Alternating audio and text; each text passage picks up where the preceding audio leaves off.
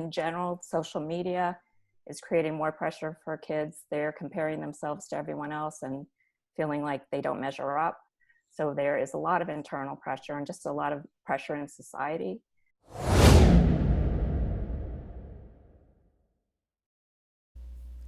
Today's interview is with Dale Troy.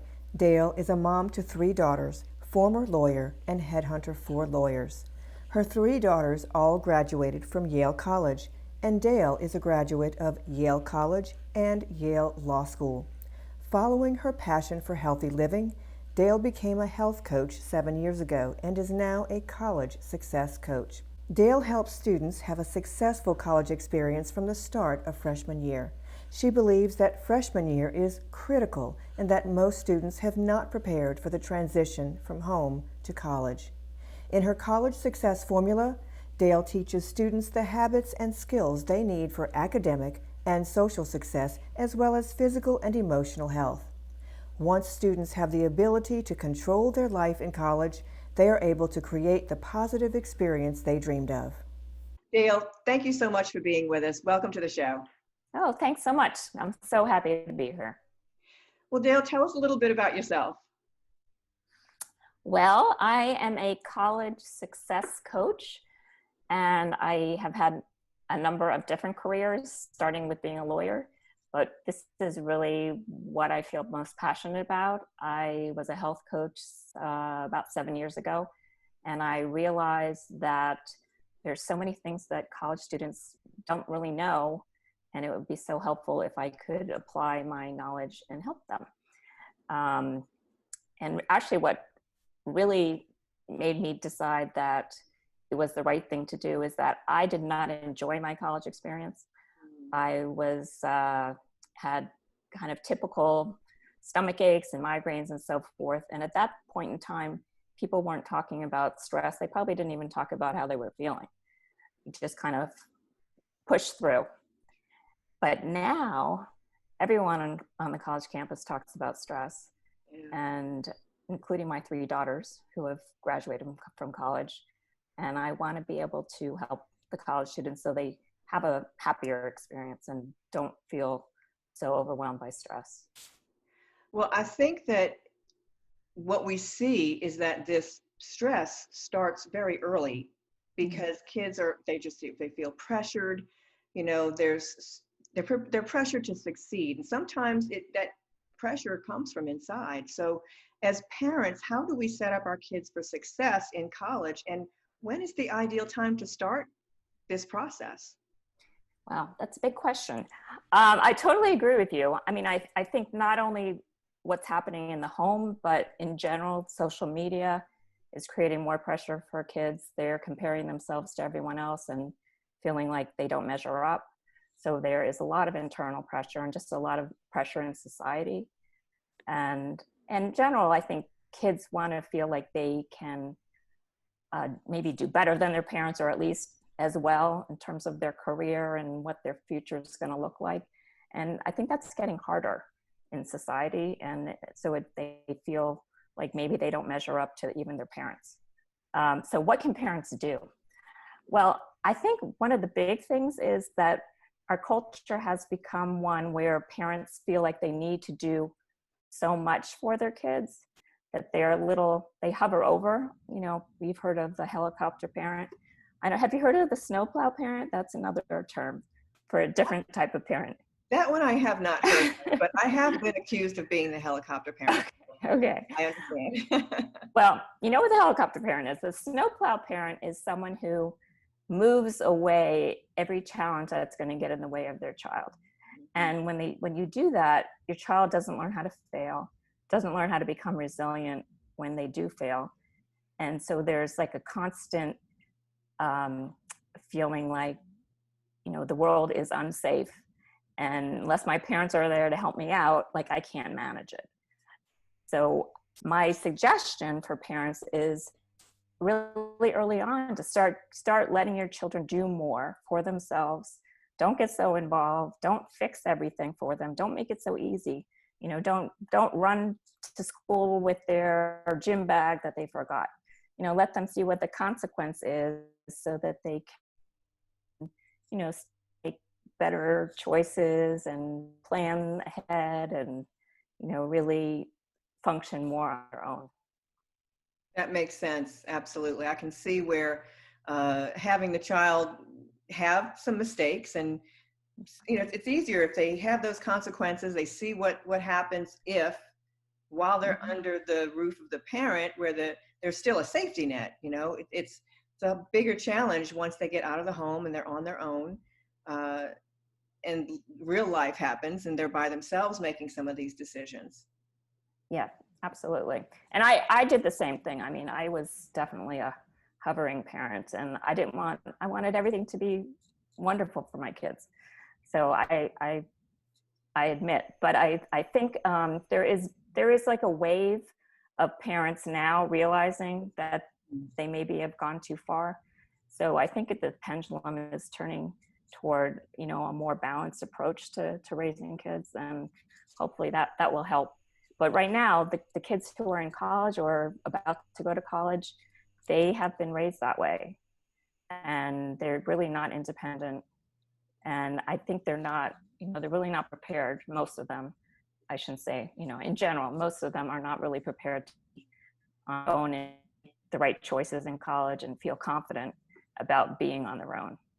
Well, I think it's more than that as well. What crosses my mind is parents are also not, in general, again, it's a generality here, not allowing their children to be disappointed, to feel that disappointment, and life is full of disappointments. Mm-hmm. You don't always get your way, regardless whether it has to do with your income. Is mom giving a salary, or I'm sorry, a salary of some type of an allowance, Mm-hmm. or do they just get whatever they want when they ask for it? Mm-hmm. Uh, if a child always makes straight A's because they're just that kind of child, what happens when they get their first B, Mm-hmm. or heaven forbid a C in college? Right. It's not something that the parent uh, can foster in high school if they happen to be that child that has the straight A's. Mm-hmm. You can't make them get a B. That's not the point. But they should, I believe, have had some relationship with disappointment so Mm-hmm. that they understand that it's not the end of the world. Regardless of what it is, we can overcome this. You're always going to have challenges in this world. No, absolutely. And I think also to, accept that if you do have something that doesn't work out, that it's okay to be unhappy. It's a normal emotion. So life isn't just happiness all the time. So, be unhappy, get through it, and then make a plan to, fix whatever it was, or, do something different the next time.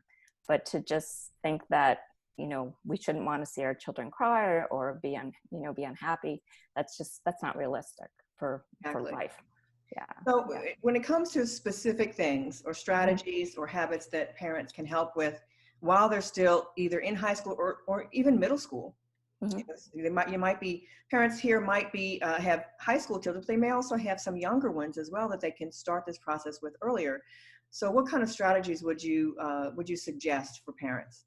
Okay. Well, I think one of the biggest is letting your child help with figuring out their own schedule. Like, how are they going to use their time? What is their schedule going to be? And really even creating some kind of using a planner or using something written so that they can start to really, focus on how am I using my time? Where's my free time? How am I going to get my homework done? When should I be going to sleep so I get enough sleep? Um, you know, what activities am I going to do, and where do I fit those in? So if they start realizing that they have control and that they can, make these decisions, that when they're not with their parents, it will be more second nature. So that's like a very simple kind of thing to do. And, depending on what the age the child is, the more control you can give the child. I So agree with that. That's one thing we did not do as a homeschool family, is have the child make their own schedule and actually plan, as you mentioned, plan when they're going to get up, when they're going to do their homework, when are they going to go to their activities. And also, if they know ahead of time, for example, when the next exam is, how do you plan Mm-hmm. for getting that coursework material studied up for and ready for that exam? My daughter's first semester in college was fine until she got close to midterms and realized how much work she really still had to do with projects and exams. She came home one weekend very distraught, and I said, get out your day timer, get out your planner, and Mm-hmm. let's figure out how to do this. And I had her put on there where the exams were, how many chapters were there in the exam, and how many days does she have to study for those exams. Okay, so you have this many chapters, this many days, break it up, and I just said, let's just do this in a methodical way. Working with her together that first time, then she can do it herself. It made it easy. And put in lunch, put in when you're going to do your laundry, because guess what, Mom? Exactly. They have to do that in college. Exactly. So yeah, that day timer, that's a very good tip. Very good tip. Yeah. And as I said, you really can start certainly in middle school with that. And it will just make it easy. But what you did for your daughter was the exact right thing. Show her how to do it the one time, and then she can do it going forward. And then what else can I suggest? I think that a lot of the other issues that come up in college, some of them are college specific because, like you said, they have to do their laundry. I mean, you could certainly teach your child to do laundry at an early age. That would be simple, right? I think also getting your child to think more about how they take care of their body, that you're not the only, the mother is maybe preparing dinner, but, start to talk about what a healthy meal looks like. Start to let them think about it. So they're not just eating it and it's not, resonating with them that, yes, they need to eat vegetables, because it's so common for kids when they go to school, especially if there are a lot of what I would call unhealthy choices, all the kids gravitate toward that. They could have pizza 5 nights in a row, or hamburgers or fried chicken. So, starting to talk about that as a family, how the food affects your mood and affects your brain power, and just generally how you feel, why that's important. I also think it's important to, as a family, to just do exercise, some kind of exercise or movement on a regular basis. So, if that's incorporated in, for instance, like maybe taking a walk as a family, or bike riding, or, something, so that kids realize that activity, body movement is a positive thing, and it's also going to really make them feel better. I agree with that. It's something that I don't think we do, generally speaking, as often as we should. If even just as simple as, okay, so dinner's finished, whether the dishes are done or not, after dinner, maybe go out with the family together. Just take a walk around a couple of blocks in your neighborhood, just together as a family. I think that once you do it often enough, I think the kids, regardless of age, eventually realize that it does change their mood. It does make you feel better. And when you start adding in eating properly and figuring out what those things are, I think I'm going to add to that, not just why we eat the way we should, but give them an opportunity to prepare a few things. Because guess what? Even though your kid probably will have a meal plan at school that covers all 7 days, there will be times when they're just so darn bogged down with work, they don't have time to run out to the cafeteria, eat, and come back. They would rather just sit there and just get focused and get done. So if they can prepare something as simple as, I don't know, a pot of red beans and rice. I'm from the South, sorry. It's okay. That sounds good. That will be enough, sometimes for 5 days, and they can eat something somewhat healthy that's got protein in it and feel good. Right. And it's easy to prepare, especially if they've got a crock pot or something like that they can bring with them to school. Yeah. And I was thinking eggs. Eggs are always easy. Right? That's a simple thing to make. But yes, I totally agree. And a lot of students, especially as they get older, they will be living in more of an will have access to cooking facilities. Exactly. Yeah. And that's a good. I also like to bring up water because, not drinking enough water on a daily basis could be a cause of headaches. It could be a cause of lack of energy, just feeling fatigued all the time. And families have different rituals, but I really have encouraged my kids to drink water as much as possible. And I don't think most people drink enough water, and that can be really a problem. So I suggest that, you get your child used to carrying around one of those refillable water bottles, and even at a young age, and that just knowing that, that's what they should go to when they're thirsty, or, in between classes, or, whenever. I know you're from the South, so I'm hesitant.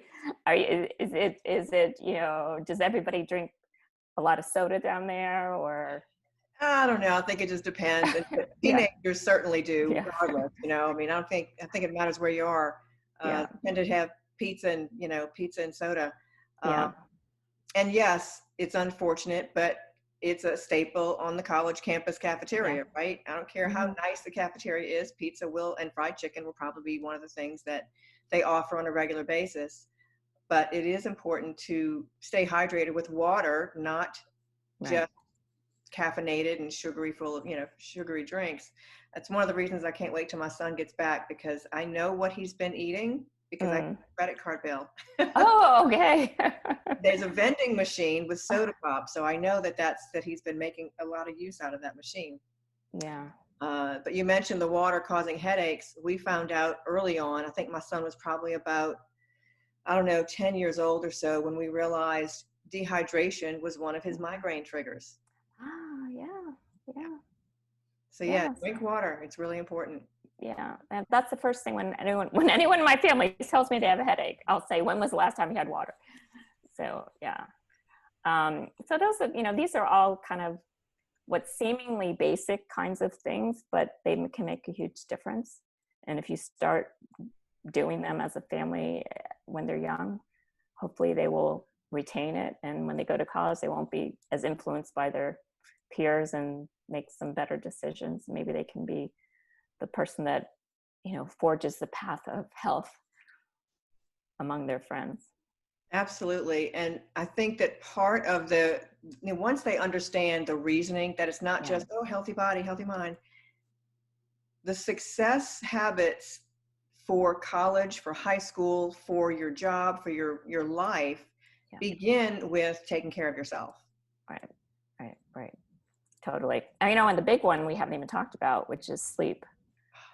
Yeah. And that college students do not prioritize sleep, and it's really, it shows up in their grades and their mood and their relationships and everything else.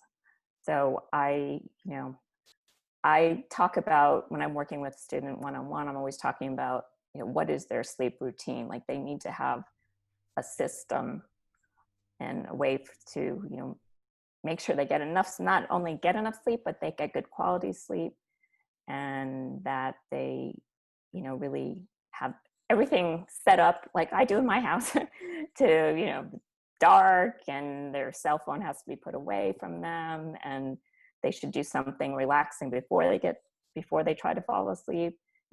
There a bunch of different factors, but even I definitely think in the home there could be more of a emphasis on that, Mm-hmm. on what you need to do to really get good quality sleep. Absolutely. I think that, matter of fact, I believe that you put me onto this sleep summit that went on a few weeks Oh, back. yeah. Mm-hmm. And the studies are there, ladies and gentlemen, that sleep for your child is so important. It's important for you. It's important for your kids. It's important for your high school and college students. Your brain just does not function properly. And there's so many studies that show this. And it's not just an immediate effect. Enough sleep today makes Johnny do really well tomorrow. It's a longevity thing. It's not just for right now. And not getting enough sleep, even for one night, has consequences beyond just the one day. Correct. Right. So what would you say, taking care of all of these different things, the getting a Mhm. schedule down, allowing them opportunities to fail, Mhm. getting enough sleep, eating properly, knowing why they need to be eating properly, exercising. When they've done all of this, Mhm. they're being set up for success. Mhm. When all of these things are not done, let's look at the other end of the scale. What are our Mm. students facing at that point? Mm. Well, I guess the first thing is let's go back to, we talked about time management. That I would say in freshman year, if they can't manage their time and they are going to fall behind, miss appointments, not be on top of their work, it's like the beginning of kind of, it could be disaster. I mean, I hate to be so dramatic, but it really is. It's really key. It's really key, because what can happen is if a student gets in that situation, say it's only midterm, they feel like they can't catch up. They're just can't do it, and some of them will give up, and they'll just throw in the towel and say, I can't do it, and your parent might not even know, because they aren't aware of how they're doing, and what the child probably doesn't even say anything. Everything's fine, and you may not know that your child's really struggling with keeping up with everything. So that is really, really critical. And the anxiety and stress that comes along with Yes. being afraid that you can't keep up or catch up. Right. So then, exactly. So that can lead to serious anxiety or depression even. And, that is just so sad to me, because it doesn't need to happen. Because we have to remember, Yeah. our kids are away at school. Most of our Right. kids are away. They're not coming. Most of them are not coming back home after classes every day for you to witness their countenance, to know that they actually Mhm. are mostly okay. They're away from home, away from their family environment. They may not even have friends with them at their new school. They may have gone on by themselves and without that support network. And it all comes together with all of these other things that we've talked about, and it can be a serious recipe for disaster. Yeah, exactly. That's why, I'm really focusing right now on trying to help the high school seniors be prepared, because rather than, working, I mean, I have worked with freshmen and sophomores and so forth, but, then I'm fixing something that's already not working.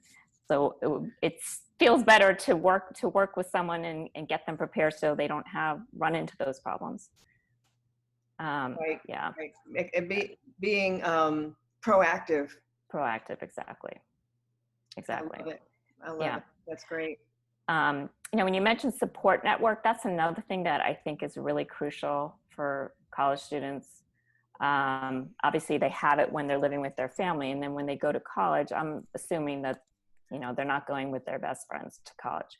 So they really need to be outgoing and, find people that they can relate to, whether it's in the dorm or through an activity or some kind of organization they join, or volunteering, or whatever it is. Um, that's really critical. Students can be lonely, and that is another recipe for anxiety and depression.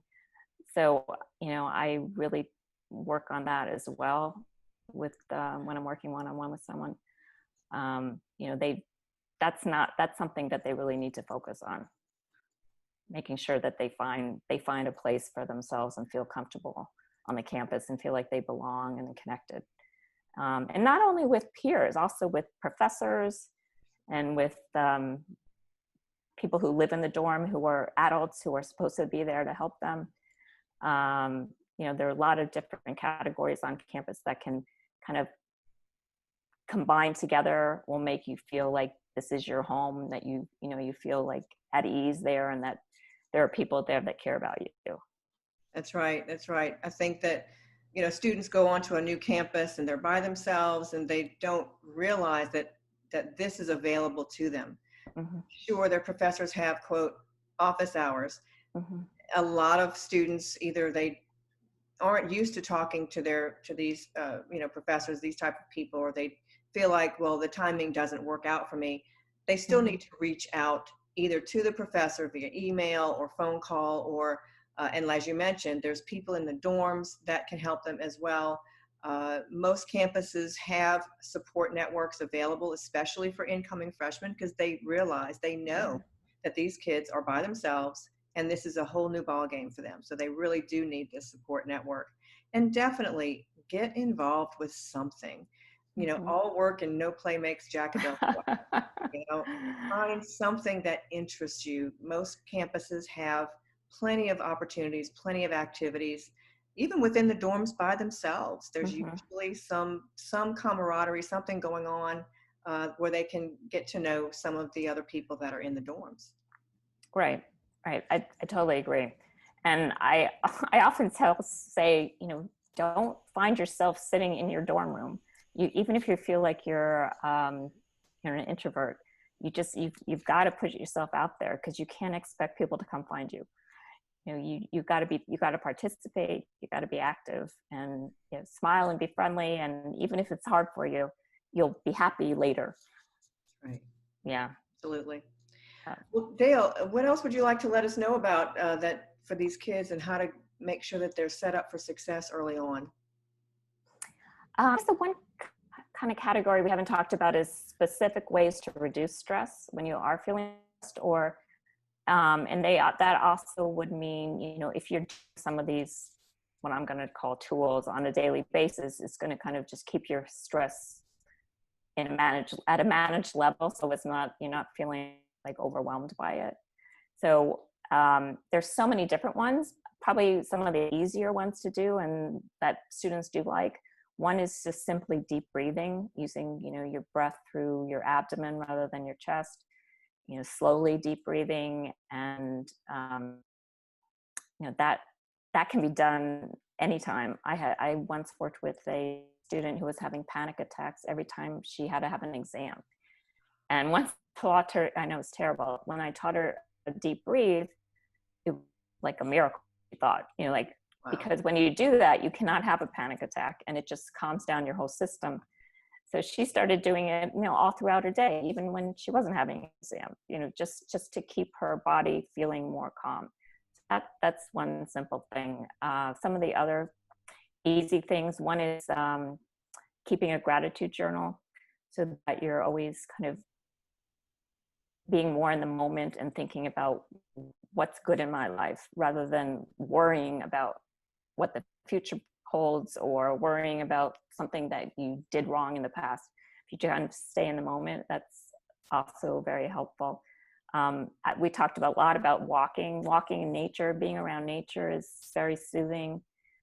Just experiencing that. Meditation, if someone is open to that, there's some very short guided meditations that you can listen to on an app, and they are very calming. Some kids just like to listen to music, just take a break. They need to learn that they don't have to be going every second, that they need to have some downtime and do something that's going to make their body, just feel calmer, and do that on a regular basis.